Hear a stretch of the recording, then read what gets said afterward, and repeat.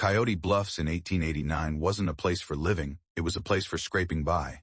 The town hunched between cracked hills and a sky so wide it could swallow a man whole. The main street, if you could call it that, was a rutted stretch of red dirt, speckled with horse dung and the ghosts of wagon tracks long gone. Old Spur Saloon squatted at one end, its warped wooden door creaking, the air inside thick with stale beer and tobacco. Across the way stood the church, its bell tower snapped in half like a broken promise, as if even God had packed up and left. Dust clung to everything, boots, faces, dreams, carried on a wind that never stopped howling. Mark Dawson, 23 and lean as a fence post, didn't belong to Coyote Bluffs, but he was trapped here, tethered by debts and memories. His brown eyes held a depth that spoke of too many nights staring into the dark, and his black hair curled wild under a hat worn thin at the brim.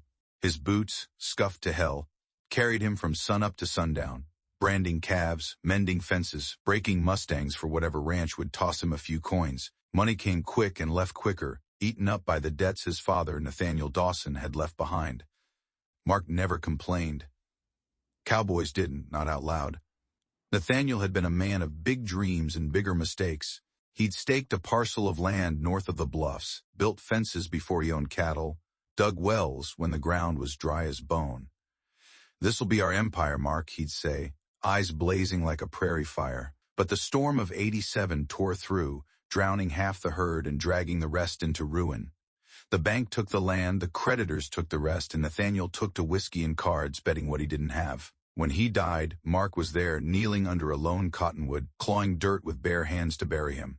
The earth was hard, unyielding, sticking to his fingers like a curse. No preacher, no tears, just silence, heavy as a stone. Then the debts came marching in, $300 to the bank, $50 to Carson at the livery, and smaller tabs to men with long memories and short tempers. Now Mark slept on a pile of hay behind Carson's stable, his bedroll thinner than his hopes. Each morning he woke to the same ache in his bones, the same hunger in his gut, and the same question, how long could a man keep running from ghosts? One afternoon, as he tied a busted gate at Garrison Creek Ranch, the sun burning his neck, a rider appeared. The man was tall, gaunt, his dust-covered coat flapping like raven wings. Black gloves, black horse, eyes that didn't blink. He said nothing, just handed Mark an envelope and rode off, vanishing into the red haze like he'd never been. The envelope was cream-colored, thick, its edges embossed with faint thorns. It carried a scent, lavender, sharp and sweet, mixed with the faint bite of gun oil. Mark's hands, calloused and stained, trembled as he broke the seal. Inside, a single sheet of paper, the script elegant, like it was penned by a hand that knew power. Mr. Dawson, supper, Blackthorn Range. Tonight, come clean, come quiet. No signature, but Mark knew the name Blackthorn. Everybody in Coyote Bluffs did. Eleanor Blackthorn, the Cattle Baroness, owned land so vast it could choke a county. Folks said she hadn't set foot in town for 5 years, that she ruled her empire from the shadows, her orders delivered by men who moved like wolves. They called her the Rattlesnake Queen, not to her face, but in whispers over whiskey. Tales of how she'd crushed rival ranchers, left them penniless and cursing her name. Mark stared at the letter, the words burning into him. He didn't own a clean shirt, didn't know what she wanted, but he knew the world never handed a man like him anything without drawing blood first. He tucked the letter into his vest and headed for Old Spur. The saloon was alive with noise, laughter, clinking glasses, a piano out of tune. Jake, his old friend, leaned behind the bar, wiping glasses with a rag and a smirk. "Look at you," Jake said, like you just saw the devil himself. Mark slid the letter across the counter, and Jake's smirk faded. "Blackthorn, you're crazier than a rattlesnake in a skillet, Mark. Folks say she eats men to stay young." But he dug out a white shirt from a trunk, its sleeves a touch short, collar frayed. "Borrowed it from a preacher," Jake said. "Don't get it bloody." Mark told him about the letter, the rider, the supper. Jake leaned close, his voice low. "Be careful, amigo. She don't call nobody without a reason, and it ain't never a kind one." Mark nodded, feeling the weight of the words. He left the saloon, the shirt folded under his arm, and stepped into a sunset that bled red across the sky. Dusty, his old sorrel gelding waited by the hitching post, sweat-streaked and loyal. Mark climbed into the saddle, the letter a stone in his pocket, and turned west toward Blackthorn Range. The trail stretched long and lonely, winding through gullies where shadows pooled like ink. The hills loomed, jagged and silent, their peaks clawing at the dying light. A coyote howled somewhere deep in the valley, its cry sharp, unanswered. Mark's hands tightened on the reins, his heart thumping against his ribs. He didn't know what lay at the end of this ride, but he felt it in his bones. A door was opening, and once he stepped through, there'd be no turning back. The sun was a dying ember when Mark Dawson reined Dusty to a halt at the gates of Blackthorn Range. The trail had been long, winding through canyons where the wind whispered secrets and the shadows grew teeth. His borrowed shirt, white but frayed, clung tight to his shoulders, the collar chafing his neck.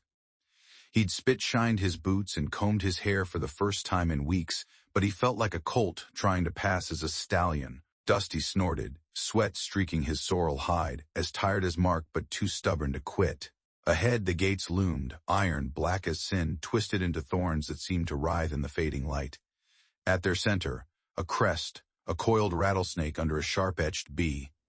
The mark of Eleanor Blackthorn. A ranch hand waited, silent as stone. Big man, face weathered like old leather, a holster slung low like it was part of his bones. He didn't speak, just jerked his head toward the house and opened the gate with a creak that echoed in Mark's chest. "She's waitin'," the man said, voice gravelly, and that was all. Mark nudged Dusty forward, the path climbing a low hill to the main house. It rose like a fortress, gray stone walls cold and unyielding, windows of stained glass glinting like the eyes of something ancient. The porch wrapped around it, held up by pillars carved with rearing horses, and the front door, oak heavy, etched with roses and rifles, stood like a challenge. Inside, the air was colder than the desert night. Marble floors gleamed under gaslit chandeliers, each flame flickering as if unsure of its place. The hall stretched long, lined with red carpet and paintings that watched Mark pass. Stallions charging through storms, battlefields choked with smoke, men in Confederate gray staring down with dead eyes. A maid in a black dress, hair pulled tight, led him without a word, her steps silent as a ghost's. Mark's boots echoed, too loud, too human, and he clutched his hat tighter, feeling small in this place that smelled of wealth and secrets. The dining room opened before him, vast with a polished oak table, long enough for a king's court. At the far end sat Eleanor Blackthorn, alone, her presence filling the space like a storm held in check. She wore a riding dress of deep purple, silver buttons catching the candlelight, her silver hair bound under a black lace veil. Rings gleamed on her fingers, sharp as blades, and her face, pale, stern, untouched by time, carried a beauty that cut deeper than kindness. She didn't rise, didn't smile, just fixed him with eyes blue as glacier ice. "Mr. Dawson," she said, her voice low, steady, like a blade drawn slow. "You came. Didn't reckon I had much choice, ma'am," Mark said, keeping his voice even, hat in hand. "You always got a choice," she replied, folding her hands like she was praying. "Just ain't always fond of what comes with saying no." Mark eased into a chair, the wood creaking under him. The table was set with roast venison, steam rising from fresh bread, and a bottle of wine so dark it looked like ink in the candlelight. Silverware gleamed, sharp enough to draw blood. Before he could speak, another man entered, small, wiry, in a gray suit that fit like a second skin. His glasses caught the light, hiding his eyes, and his smile was thin, cold, like a snake's. "Caleb Hargrove," he said, bowing slightly to Eleanor before sitting. "Mrs. Blackthorn's attorney, here to ensure clarity." Mark nodded, feeling Hargrove's gaze slice through him. Eleanor poured herself wine, the liquid glugging softly, but didn't offer him any. "You know who I am, Mr. Dawson?" she asked, her eyes never leaving his. "Know what folks say," Mark said, "that you're rich, meaner than a rattler, and more dangerous than a drought." Her lips twitched, not quite a smile. "Good. Saves me the trouble of explainin'." She sipped her wine, the glass catching the light like a jewel. "I know about your pa, Nathaniel. Man with big dreams, short luck, 300 to the bank, 50 to Carson, and a few poker debts to men who don't forgive. That about right?" Mark's jaw tightened, his fingers curling around his hat. "You been digging into me?" "I dig into everything," she said, setting the glass down. "I need a husband, Mr. Dawson. Legal quick for 1 week. After that we part ways, clean and quiet." Mark blinked, the words hitting like a kick from a mule. "Beg pardon?" "You heard me," she said, voice flat as the desert. "Marriage, 7 days. Then you walk away, debts paid, slate clean. He stared, his mind scrambling. Why me?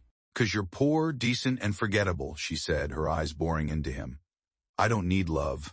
I need a man who can keep his mouth shut. Hargrove slid a paper across the table, the ink dense with words Mark didn't have time to read. The contract, Hargrove said, his voice smooth as oil. Sign it, and your debts vanish. Refuse, and Mrs. Blackthorne will still enjoy her meal. Mark looked at the paper, then at Eleanor. Her face was stone, but her eyes held something else. Not cruelty, but a shadow of pain, buried deep. He thought of his father's grave, the dirt under his nails, the debts that chained him. He thought of Jake's warning, the rider's empty eyes, the letter's weight in his pocket. This wasn't just about him. She was hiding something, and she wanted him close enough to see it. He reached for the wine, poured himself a half glass, the liquid trembling in the candlelight. Reckon you got yourself a cowboy, he said, his voice steady despite the storm in his chest. Eleanor didn't smile, just nodded, her rings glinting as she raised her glass. To choices, she said, and drank. Mark drank too, the wine bitter on his tongue. The maid reappeared, silent, and led him to a room upstairs. It was grand. Silk sheets, a window framing the canyons, a bed softer than anything he'd known since his father died. But sleep didn't come. The house was too quiet, the walls too thick, and every creak felt like a whisper. He lay there, the contract's weight heavier than the debts he'd carried, and knew he'd stepped into a game bigger than himself. Outside, the wind howled, and somewhere in the dark, Blackthorn Range watched. Dawn broke over Blackthorn Range like a blade slicing the dark. The sky bruised purple and gold. Mark Dawson stood on the porch, the air sharp with frost, his borrowed shirt starched stiff and smelling of soap. He hadn't slept, not with the house creaking like it was alive, not with Eleanor's words. Husband, 1 week, clean and quiet, looping in his head. His boots, polished as best he could, felt heavy, like they knew he was walking into something he couldn't outrun. The ranch hands gathered in the yard, 6 of them, faces hard as flint, their eyes sliding over him like he was already a ghost. No one spoke. The silence was louder than any church bell. Eleanor appeared at the door, a vision in black, her riding dress trailing lace at the cuffs, a veil hiding her eyes. She moved like she owned the ground beneath her, each step deliberate, her rings catching the first light. The preacher, a wiry man named Hollis, stumbled in from town, reeking of whiskey and muttering half-remembered verses. His hands shook as he opened a tattered Bible, the pages yellowed and curling. Mark stood beside Eleanor, close enough to smell her lavender and gun oil, close enough to feel the weight of her silence. A cold wind kicked up, rattling the thorn gates, and Mark swore it carried a warning. "Do you, Mark Dawson, take this woman?" Hollis slurred, squinting at the page. Mark looked at Eleanor. Her veil fluttered, but her eyes, sharp and blue, cut through the lace. He wasn't marrying a woman. He was marrying a storm, one that could tear him apart or carry him somewhere new. "I do," he said, the words rough in his throat like gravel under a boot.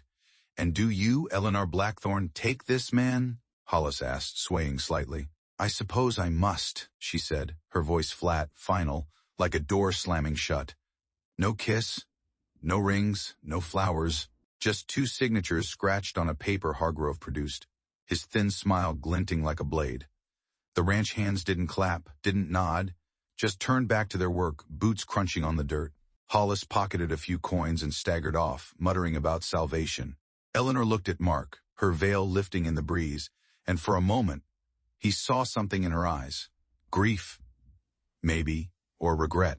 Then it was gone, and she walked back into the house, leaving him alone with the wind. Mark was given a room in the main house, a place too grand for a man like him. Silk sheets, a 4-poster bed, a window framing the canyons where the sun burned red. He hadn't slept in a real bed since his father's land was lost, but the softness felt wrong, like a trap. The house itself was a maze of long halls, red carpets, and paintings that seemed to follow him. Horses rearing, storms raging, soldiers bleeding into the earth. The maids moved like shadows, their black dresses rustling, their eyes never meeting his. Every door creaked different, every floorboard groaned, and the air carried a chill that had nothing to do with the desert. That afternoon, Eleanor sent for him, She stood in the stable yard, the thorned gates looming behind her, and gestured to a horse, a black mare, sleek as midnight, eyes wild and unyielding. "Shadow," Eleanor said. Her voice clipped. "She's yours now. Don't let her kill you." The mare snorted, pawing the dirt, her muscles taut like a coiled spring. Mark approached, hand steady, but Shadow reared, hooves slashing the air, and he stepped back, heart pounding. The ranch hands watching from the fence didn't laugh, but their eyes said enough. This wasn't just a horse, it was a test. He spent the day working the ranch, checking fences, moving cattle, but the hands kept their distance. They called him Mr. Dawson now, but it wasn't respect, it was caution, like they were waiting for him to break. At dusk, he found Amos, the stable master, brushing down a gelding. Amos was old, face creased like a map, eyes sharp despite the years. "Heard you took Shadow for a dance," Amos said, not looking up. "She's a devil, that one, like her mistress." "Reckon I'll tame her," Mark said, leaning against a post. Amos chuckled, low and dry. "Ain't about taming, it's about surviving. You ain't the first man to stand in that house, boy. Last one asked too many questions. Sleeps under a rose patch now, out back of the barn." Mark's gut tightened. What kind of questions? Amos met his eyes, his brush pausing. The kind that dig up things better left buried. "Keep your head down, son, ain't no debt worth dying for." Mark nodded, but the words stuck like burrs. He rode Shadow again before nightfall, taking her to the edge of a small pine grove beyond the ranch. The mare fought him every step, bucking when a branch snapped, her eyes rolling like she saw ghosts in the trees. Mark held on, knuckles white, but the ride left him shaken. Shadow wasn't just wild, she was angry, like she carried the ranch's secrets in her bones. Back in his room, Mark sat on the bed, the house too quiet around him. The wedding, the horse, Amos's warning, they all circled in his head, pieces of a puzzle he couldn't see. He wasn't a husband, not really, just a name on a paper, a pawn in Eleanor's game. But her eyes, that flicker of pain, told him there was more to this than debts and contracts. He lay down, the silk sheets cold against his skin, and listened to the house breathe. Somewhere in the dark, a door creaked, and Mark knew he wasn't alone. Mark Dawson woke to a silence that pressed against his chest, the kind that made a man feel like the world was holding its breath. The room at Blackthorn Range was too soft. Silk sheets, a feather pillow, a window framing the canyons where dawn bled gold into the stone. He hadn't slept right, not with the house muttering through the night, doors creaking, floorboards sighing under unseen steps. His borrowed shirt hung on a chair, still stiff, and his boots stood by the door, dust clinging to their heels like a memory of Coyote Bluffs. He sat up, rubbing his eyes, and that's when he saw it, a slip of paper, white as bone, peeking from under the door. He crossed the room, his bare feet cold on the hardwood, and picked it up. The paper was heavy, the edges crisp, no seal or name. Just a single line, inked in a hand sharp as a razor. 6 days to know the truth. Mark's pulse quickened, his fingers tightening on the note. Who'd left it? One of the maids slipping through the shadows? A ranch hand with a grudge? Or someone else, someone watching from the corners of this house that felt more like a cage? He tucked the paper into his vest, his mind racing. 6 days. The contract with Eleanor was for 7. Whatever truth this note promised, it was coming fast. Breakfast waited in the dining room, same as yesterday. Bacon sizzling, eggs soft, cornbread warm under a cloth. Eleanor wasn't there. She never was. Mark ate alone, the long oak table stretching empty before him, the chandeliers flickering like they knew something he didn't. The maids moved in and out, silent, their black dresses rustling like dry leaves. One of them, younger than the rest, with sharp brown eyes and hair tied tight, lingered a moment too long. Mark caught her glance, but she looked away, disappearing through a side door. He pushed his plate back, the note burning a hole in his pocket, and decided to see more of this place. The garden behind the house was a tangle of beauty and menace. Roses grew thick, their petals blood red, thorns long enough to draw blood. The air was heavy with their scent, sweet but edged with something metallic like old iron. Mark walked the gravel path, his boots crunching, the sun climbing higher but offering no warmth. At the garden's far end, half hidden by a curtain of vines, he found it. A small grave, no bigger than a child's cradle. The stone was smooth, unmarked, surrounded by a ring of roses that seemed to guard it. No name, no date, just earth packed tight and a stillness that made his throat close up. He knelt, his hand hovering over the stone, not daring to touch. Who was buried here? A lover? A kin? The child he glimpsed in that photograph, the one Eleanor held in a frame locked away. The note in his pocket felt heavier, its words whispering. He heard footsteps and turned, finding the young maid from breakfast standing a few paces off, a bundle of cut roses in her arms. Her face was pale, her eyes sharp with something like fear. "You shouldn't be here, Mr. Dawson," she said, her voice low, barely carrying over the wind. "Mrs. Blackthorne don't take kindly to folks poking into her past." "Who's under this stone?"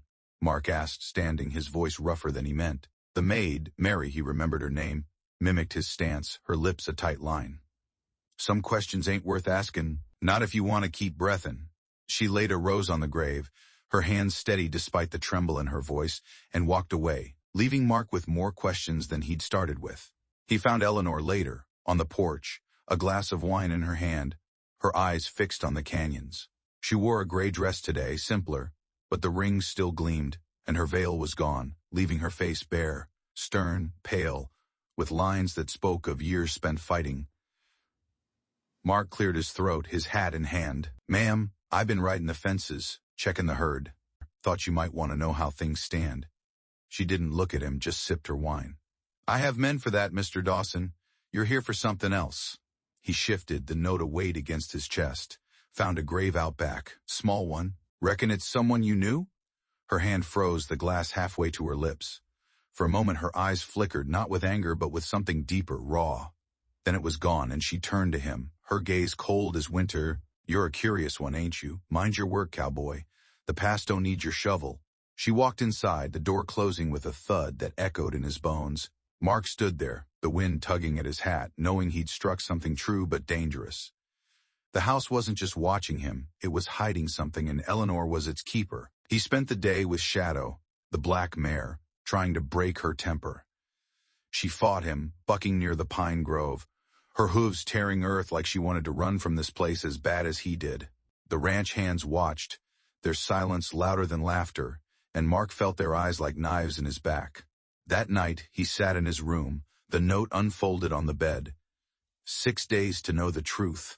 The house was too quiet, the kind of quiet that screamed. He heard it then, footsteps slow and deliberate passing his door. He grabbed his knife, eased the door open, but the hall was empty, the chandeliers casting shadows that danced like ghosts. Mark closed the door, his heart thudding, and knew one thing for certain. He wasn't the only one digging in Blackthorn Range, and whatever he found might bury him. The 5th morning at Blackthorn Range dawned heavy, the sky a slab of gray that pressed down on the canyons. Mark Dawson rose from his bed, the silk sheets cold as a lie, his eyes gritty from another night of half-sleep. The house hadn't let him rest. Whispers in the walls, footsteps that stopped when he listened. And that note, 6 days to know the truth, burning in his mind like a brand. He dressed in his work clothes, the borrowed shirt now folded away, and tucked the note deeper into his vest. Whoever left it knew more than they were saying. And Mark was done waiting for answers to find him. Breakfast was the same, bacon, eggs, cornbread, but the dining room felt emptier, the chandeliers dimmer, like the house was mourning something Mark couldn't name. Eleanor was absent, as always, her chair at the head of the table a silent throne. Mary, the sharp-eyed maid, served him in silence, but her glance lingered, a question or a warning. Mark ate fast, his mind on the library he'd glimpsed down the hall, its door half open yesterday, shelves heavy with books that might hold pieces of Eleanor's past. If the truth was anywhere, it was there. The library was a cavern of shadows, the air thick with dust and leather. Tall windows let in slants of gray light, illuminating rows of books bound in dark hides, their spines cracked and faded. A desk sat in the center, oak polished to a sheen, stacked with ledgers and papers. Mark moved quietly, his boots muffled on the rug, his heart thudding like a war drum. He didn't belong here, not in this room of secrets, but the note had lit a fire in him, and he wasn't backing down. He scanned the shelves, fingers brushing titles in languages he couldn't read, until he found a slim volume, its cover worn soft, tucked behind a ledger like it was meant to be missed. He opened it, the pages yellowed, the ink delicate but sure. Eleanor's hand, no doubt, her script matched the contract he'd signed. It wasn't a book but a journal, entries dated years back. One caught his eye, halfway through. "Jay left me tonight, but I see him in the stars, in the wind. He was my fire, and I'm ash without him. Mark's breath caught. Jay, her husband maybe, the man in the painting with fire in his eyes? He turned the page, found another. Lily's gone, and it's my fault. I wasn't strong enough. Never again. Lily, the child in the photograph, the grave in the garden. His hands trembled, the words cutting deeper than he expected. A floorboard creaked behind him. Mark spun, the journal snapping shut, and found Caleb Hargrove in the doorway, his glasses glinting like ice. The lawyer's smile was thin, sharp, his gray suit immaculate despite the dust. Curiosity's a dangerous thing, Mr. Dawson, Hargrove said, his voice smooth as a snake's hiss. Mrs. Blackthorne values her privacy. I'd hate for you to misstep. Didn't mean no harm, Mark said, easing the journal back onto the shelf, his pulse racing. Just looking for something to read. Hargrove stepped closer, his eyes never leaving Mark's. This house has eyes, cowboy. You'd do well to remember that. He brushed past, his shoulder grazing Mark's, and left the room, the door clicking shut like a trap. Mark stood there, sweat beading on his neck, knowing he'd been caught but not sure how deep the trouble ran. He threw himself into work to shake the feeling, riding shadow along the north fence line. The mare was still a devil, tossing her head, eyes wild, but Mark held her steady, his hands firm on the reins. The ranch hands watched him, their silence heavy, and he felt the weight of their judgment. He was Mr. Dawson to them, but not one of them. Not yet, maybe not ever. At noon, a dust cloud rose on the horizon, and 3 riders approached, their horses kicking up red earth. Mark recognized the man in the lead. Clayton, a rancher from the next valley, broad as a barn, with a mustache like a brush fire and eyes that promised trouble. Clayton reined up, his men flanking him, their holsters low. Dawson, he said, spitting into the dirt. Heard you're Blackthorne's new lapdog, or is it husband?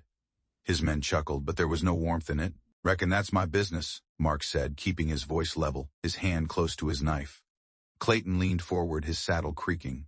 Eleanor don't marry nobody without a reason. What's she planning, selling out? Running from something? His eyes narrowed, searching Mark's face. You're in over your head, boy. Tell her we want to talk. She ain't seeing visitors, Mark said, meeting his gaze. You got words, leave 'em with me. Clayton's jaw tightened, but he didn't push. We'll be watching, he said, then wheeled his horse and rode off, his men following, dust swallowing them like a storm. Mark watched them go, his gut twisting. Clayton wasn't just curious, he was hungry, and men like that didn't stop till they got what they wanted. Back at the house, Mark found Eleanor on the porch, her wine glass catching the last of the light. He told her about Clayton, expecting anger, but she just nodded, her eyes on the horizon. Men like him smell blood, she said. Keep your eyes open, cowboy. They ain't the only wolves out there. She turned away, her dress trailing like a shadow, and Mark knew she was talking about more than Clayton. That night, he sat in his room, the journal's words echoing. Jay. Lily, my fault. He wanted to go back, read more, but Hargrove's warning hung heavy.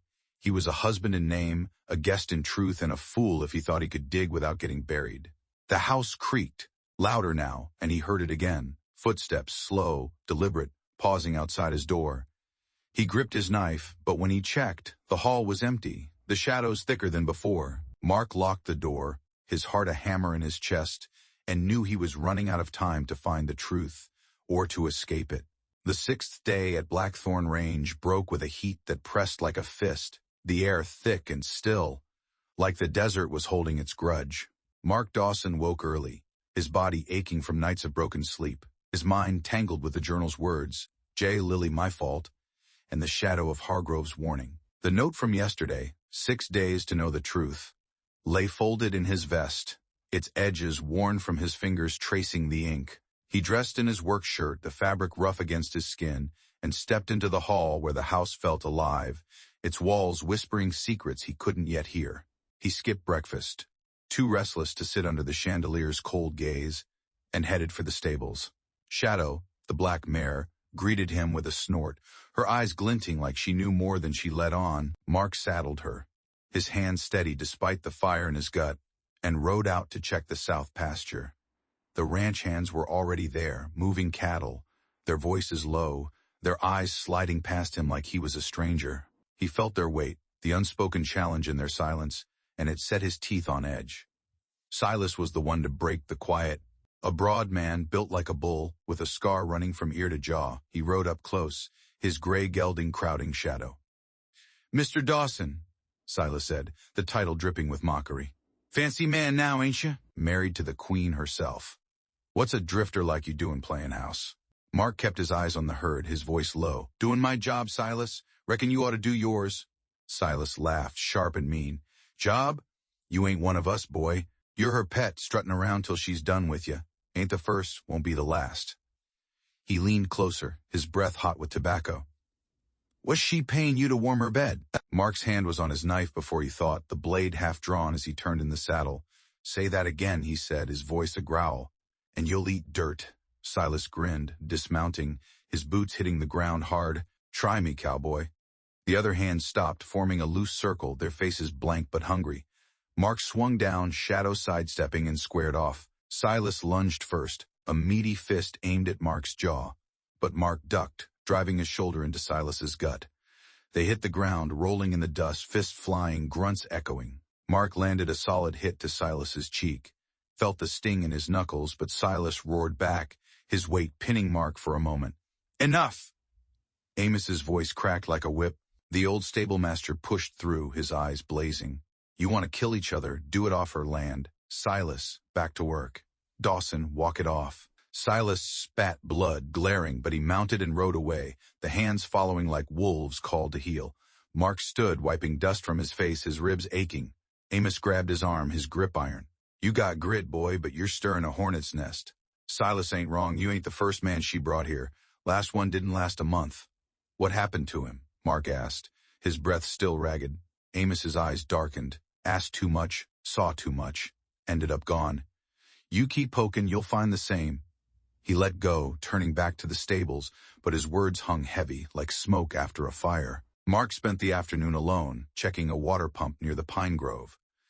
Shadow was calmer today, but her ears twitched, like she heard something in the trees. As he tied her to a post, he noticed a scrap of paper caught in the stable's wood, half hidden by straw. He pulled it free, his gut twisting. Another note, same sharp hand, 3 days left. "Don't trust her." The words hit like a bullet, cold and final. He stuffed it into his vest, his mind racing. Was it Mary, the maid? Silas, playing games? Or someone else, someone closer to Eleanor's secrets? At dusk, he found Amos in the stables, brushing a gelding, the lantern casting long shadows. "You said she brought others here," Mark said, leaning against a stall. "What was she like before all this?" Amos paused, his brush slowing. "Eleanor? She was fire once, warm, not wild. Loved her man, her little girl. When they died, something broke in her. She built this place into a fortress, shut the world out. That room she keeps locked? That's where her heart's buried, boy. Don't go looking for it." Mark nodded, but Amos's words only deepened the puzzle. He thought of the journal, the grave, the notes. Eleanor wasn't just hiding. She was running from something or someone, and she'd pulled him into the race. Back in his room, he sat on the bed, the two notes side by side, their words a riddle he couldn't crack. The house was quiet, too quiet, and he felt it watching, waiting for him to make a move. He checked his knife, its blade glinting in the candlelight, and knew he was in deeper than he'd ever planned. 3 days left, and the truth was closing in, whether he was ready or not. The 6th night at Blackthorn Range wrapped Mark Dawson in a darkness thicker than coal dust, the house silent but for its own secret pulse. Creaks in the walls, sighs from the floorboards, a whisper of wind through unseen cracks. He lay awake, the 2 notes. 6 days to know the truth and 3 days left. Don't trust her. Spread on the bed like cards in a losing hand. His knife rested on the nightstand, its blade catching the candle's flicker, a small comfort against the weight of this place. Eleanor's journal, Amos's warnings, the grave in the garden, they all pointed to that locked room at the end of the hall, the one she guarded like a wound. Mark knew he was a fool to go looking, but he was a bigger fool to stay blind. Morning came slow, the sky bruised with clouds that promised rain but held it back like a threat. Mark dressed, his work shirt patched at the elbows, and slipped the notes into his vest, their words a spur in his side. He ate alone again, the dining room vast and cold, the bacon greasy, the coffee bitter. Mary served him, her eyes darting to his face, then away, like she knew what he was planning. He didn't ask her about the notes, not yet. Trust was a rare coin in this house, and he wasn't ready to spend it. Eleanor was gone for the day. Hargrove had said something about her riding to the far pastures, and the house felt looser without her, like a fist unclenching. Mark saw his chance. He waited till the maids were busy in the kitchen, the ranch hands scattered across the fields, and made his way to the hall. The locked room's door was oak, heavy, with an iron handle that gleamed like a warning. He'd found a key in the library yesterday, tucked inside a hollowed-out book, its teeth rusted but sharp. His hands shook as he fitted it to the lock, the click loud as a gunshot in the quiet. The door swung open, and Mark stepped into a world of dust and memory. The room was smaller than he'd expected, draped in shadow, the air thick with the scent of old velvet and faded roses. A single window, half covered by heavy curtains, let in a sliver of gray light. A clock on the mantel stood frozen at midnight, its hands rusted still. A wedding dress hung in the corner, yellowed lace trailing like a ghost's breath. Paintings lined the walls, smaller than the ones in the hall, landscapes of green hills, a portrait of a young Eleanor, her smile soft, unguarded, next to a man with fire in his eyes. Jay, Mark thought, his heart thumping. On a table sat a wooden trunk, its lid carved with snakes and thorns, half open like it was waiting for him. He knelt, his boots scuffing the rug, and lifted the lid. Inside were letters, dozens of them, bound with twine, their ink faded but legible. A black velvet pouch held a plain gold ring, worn thin from years of wear. A cracked photograph showed Eleanor, younger, holding a girl with golden curls. Lily, no older than 5, her eyes bright as the sun. Mark's throat tightened, the grave's image flashing in his mind. He pulled out a journal, its pages thicker than the one in the library, and opened it, the words spilling out like blood. February 12, 1869. Lily's fever won't break her. The doctor says there's nothing more to do, but I can't let her go. She's my light, my reason. If she dies, I die with her. Mark turned the page, his fingers trembling. February 14, she's gone. My Lily, my son. I wasn't strong enough. Jay blames me, and he's right. I failed her, failed us all. The next entry was months later. Jay is gone too, lost to the bottle and the road. This house is my tomb now, and I'll build it high. Mark's eyes burned, the words cutting deeper than any knife. Lily dead from fever, Jay broken by grief, leaving Eleanor to carry the weight alone. He flipped to a later page, dated just last year. I'm dying, and I know it. The ranch, the money, it's nothing without a purpose. I need someone to see me, not the queen but the woman, someone honest, someone poor enough to believe in truth. Mark froze, his breath catching. Was that why she'd chosen him? Not just a contract, but a witness to her life? A creak came from the hall, sharp and close. Mark shoved the journal back, his heart lurching, and ducked behind the curtains, their velvet heavy with dust. Footsteps approached, slow, deliberate. Mary, her black dress rustling as she paused at the door. She stepped inside, her eyes scanning the room, lingering on the trunk. Mark held his breath, his hand on his knife, praying the shadows hid him. Mary's gaze flicked to the curtains, and for a moment he thought she'd seen him. Then she turned, leaving as quietly as she'd come, the door clicking shut. Mark waited, his pulse a hammer, before slipping out, the journal's words branded in his mind. He made it to his room, locking the door, his hands still shaking. He'd seen her now, Eleanor, not the Baroness, but a mother, a wife, a woman broken by loss. But the notes, the footsteps, Hargrove's eyes, they told him she wasn't just grieving. She was planning something, and he was caught in the web. He sat on the bed, the knife in his lap, and stared at the wall, where the shadows seemed to move. 3 days left, and the truth was closer, but so was the danger. He wasn't sure which would find him first. The 7th day at Blackthorn Range dawned wrong, like the world had tilted off its axis. Mark Dawson woke to a stillness that clawed at his bones, the house too quiet, not even the creak of floorboards or the rustle of maids. His room, with its silk sheets and canyon view, felt like a trap sprung shut. The notes, 6 days to know the truth and 3 days left. Don't trust her, sat on the nightstand, their ink stark against the dawn's gray light.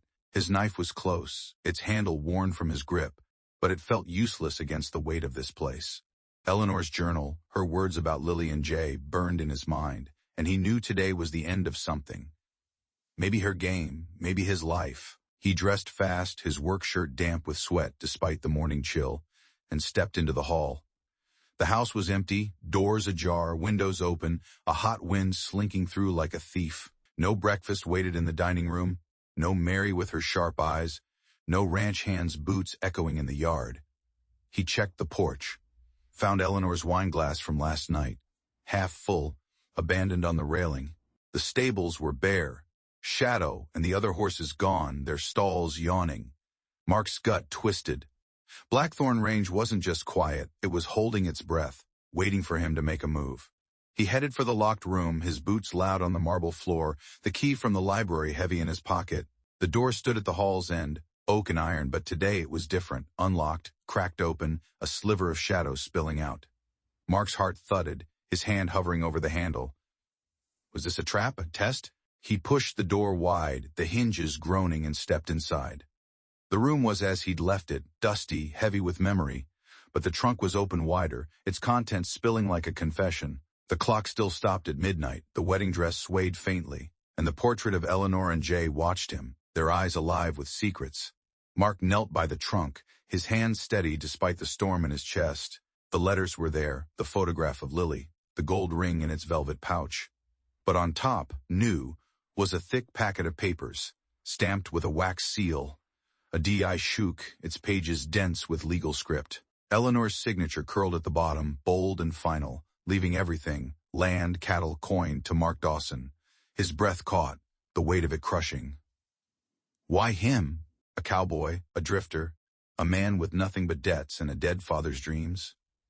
Next to the will was an envelope addressed in her hand. To my husband. He tore it open, the paper crisp, her words sharp as ever. Mark, if you're reading this, I'm gone. Not far, just far enough to make it clean. I didn't need a man, I needed a witness, or someone honest, poor enough to still believe in truth. I'm not just dying, I'm disappearing. They'll say I'm married for show, that I lost my mind. Let them talk, you know better now. Come find me if your heart's still clean. Eleanor, Mark's hands shook, the letter crumpling in his grip. A witness. Not a husband, not a pawn, but a keeper of her story. He stuffed the letter into his vest, the will too heavy to carry, and stood, his mind reeling. She'd planned this from the start, every step, and he'd walked right into it. But where was she? The empty house, the missing horses. Had she run, or was she waiting? A shadow filled the doorway. Silas, his scar livid in the dim light, his fists clenched. Knew you'd be here, he growled, stepping inside. Snoopin', stealin'. You're just a damn vulture picking at her bones. She ain't even cold, and you're claiming her gold. Mark faced him, his voice low, steady. I ain't claiming nothing. She chose me, Silas. I didn't ask for this. Chose you? Silas spat, his eyes blazing. You're a nobody, Dawson. A drifter with a dead pa's debts. She's playing you, and you're too dumb to see it. He stepped closer, his bulk blocking the door. What's in that trunk? Her money? Her land? Mark's hand twitched toward his knife, but he held back. It's her life, Silas. Her pain. You want to know her? Ask her yourself. Silas lunged, his fist grazing Mark's jaw, but Mark sidestepped, grabbing Silas's arm and twisting it back. Enough, Mark snapped, shoving him against the wall. She's sick, Silas. Been dying for months. This marriage, it's her way of ending it right. Silas froze, his breath ragged, the fight draining from him. Sick? He whispered, his eyes searching Mark's. She never said. She don't say much, Mark said, letting go. But she's out there, and I'm going to her. You want to help? Saddle a horse. You want to fight? Stay out of my way. Silas stepped back, his face a mix of anger and shame, and left without a word. Mark grabbed the letter, his heart pounding, and ran to the stables. Dusty was there, tucked in a back stall, like Eleanor had known he'd need him. He saddled fast, the letter afire in his pocket, and rode out, the canyon stretching before him like a maze of stone and shadow. He followed the path she'd once pointed to, past the fences, the flower beds she'd loved, toward the low valley where the earth dipped and the sky burned red. Eleanor was out there waiting, and Mark knew this was the moment, truth or ruin, he'd find her before the day was done. Mark Dawson rode hard through the canyons, Dusty's hooves pounding the red earth, the letter from Eleanor scorching his pocket like a live coal. The sky hung low, heavy with clouds that swallowed the sun, casting the valley in a twilight that felt like judgment. His shirt clung to his back, sweat mixing with dust, and his heart beat a rhythm of fear and purpose. Eleanor's words, "Come find me, if your heart's still clean," drove him past the fences she'd pointed out from the porch, past the flower beds she'd tended with a care he hadn't understood until now. The canyons narrowed, their stone walls rising like sentinels, and the air grew cool, heavy with the scent of sage and something sweeter, like memory. He followed the path she'd described once, half in passing, her voice soft as she'd spoken of willows and water. The trail dipped low, where the earth cradled a stream that glinted like quicksilver. There, beneath an ancient willow, its branches trailing like a widow's veil, sat Eleanor Blackthorne. She was smaller than he'd ever seen her, frail in a faded blue dress, no rings, no veil. Just a woman with silver hair loose and a yellow flower in her lap. She leaned against the tree, her face pale as bone, but her eyes, blue, sharp, alive, found his as he dismounted. Dusty snorted, sensing the weight of the moment, and Mark approached, his boots sinking into the soft earth. "You made it," Eleanor said, her voice a whisper, soft but steady, like a breeze through the grass. "Course I did," Mark said, kneeling beside her, his throat tight. "You owe me answers, ma'am." She smiled, faint but real, the first true smile he'd seen from her. "No, cowboy, I owe you peace." She held the flower, twirling it between her fingers. Lily loved these, called them little suns. She was 5 when the fever took her, burning so hot I could feel it in my bones. I held her, prayed, begged, but she slipped away. My light gone. Mark's chest ached. The journal's words, "I failed her," echoing in her voice. He stayed silent, letting her speak, knowing this was why he was here. "James, my husband, he was like you," she went on, her eyes distant, seeing a past Mark could only imagine. Honest, stubborn, poor as dirt but rich in heart. He tried to hold us together after Lily, but grief's a heavy thing. He turned to whiskey, then the road, and I never saw him again. I built Blackthorn Range to bury the pain, made myself a queen so no one could touch me. But it ain't enough, Mark, never was. "Why me?" he asked, his voice rough, the question that had haunted him since that first supper. "Why nobody like me?" "'Cause you're like him," she said, her gaze locking on his. "You got nothing to lose, but you still believe in something true." "I'm dying, Mark. Been dying for months, eating me from the inside. I didn't want my name to be just a story, a crazy old woman with too much gold. I wanted to leave something real, a school, a chance for kids like Lily to live, to learn. But I needed someone to carry it, someone who'd see me, not the Baroness."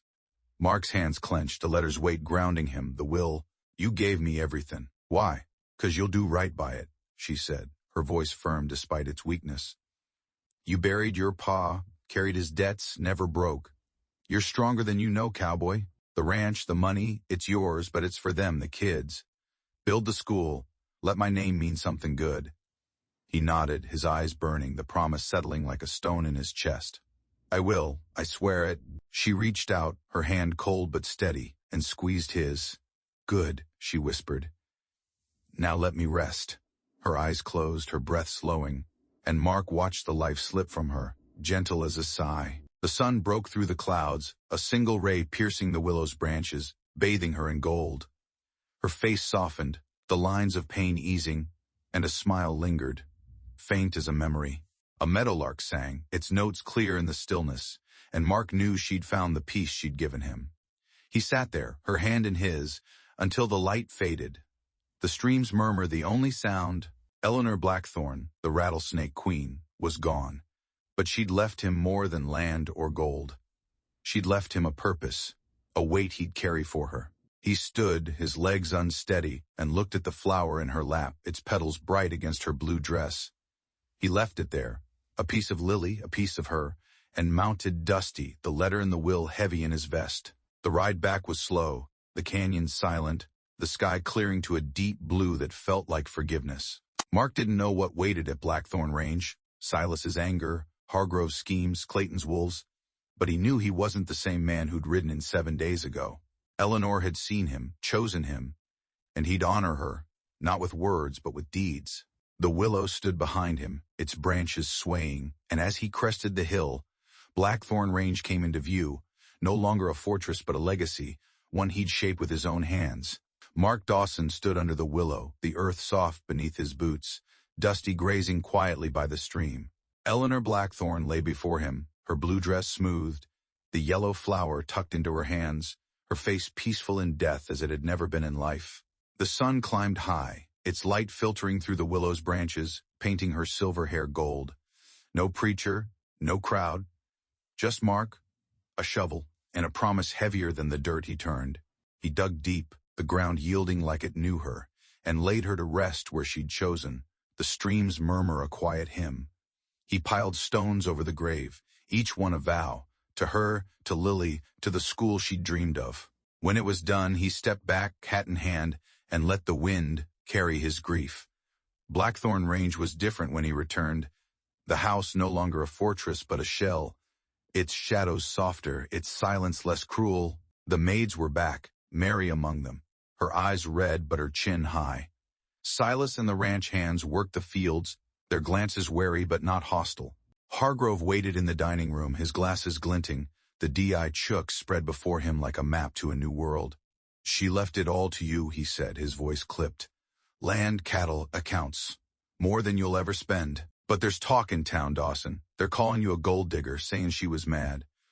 "Let 'em talk," Mark said, his voice steady. She knew what she was doing. Hargrove's smile was thin. "Clayton's stirring trouble. Says the will's a fraud, wants a cut. You'll need to watch your back."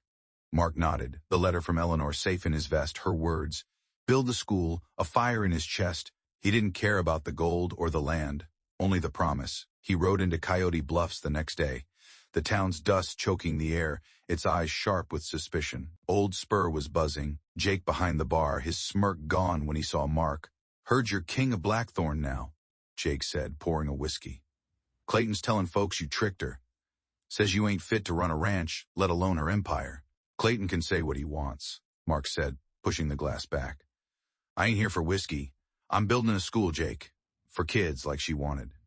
"You in or out?" Jake stared, then nodded, a spark of respect in his eyes.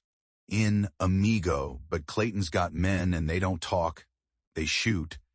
The weeks that followed were a battle. Clayton and his allies, ranchers with greed in their veins, spread lies. Eleanor was senile, Mark a con man, the will a fake. They sent riders to Blackthorn, hard men with low-slung holsters, but Mark met them at the gate, Silas at his side, the ranch hands forming a wall. "This ain't your land," Mark said, his hand on his knife, his voice cold. "Ride on or you'll be carried." They left, but their eyes promised trouble. In town, Mark hired a Denver architect, a wiry man named Ellis, and bought red bricks, white shutters, a bronze bell that sang true. The school rose in Coyote Bluff's heart, small but proud, its walls a defiance of the dust and doubt.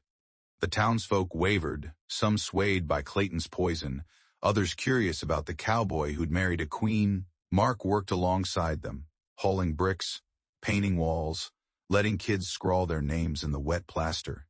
He paid the ranch hands double, gave the maids days off, fixed the bunkhouse for rail camp orphans. Slowly the whispers changed. Grudging respect replaced scorn, and when the school's bell rang for the first time, a crowd gathered, faces soft with something like hope.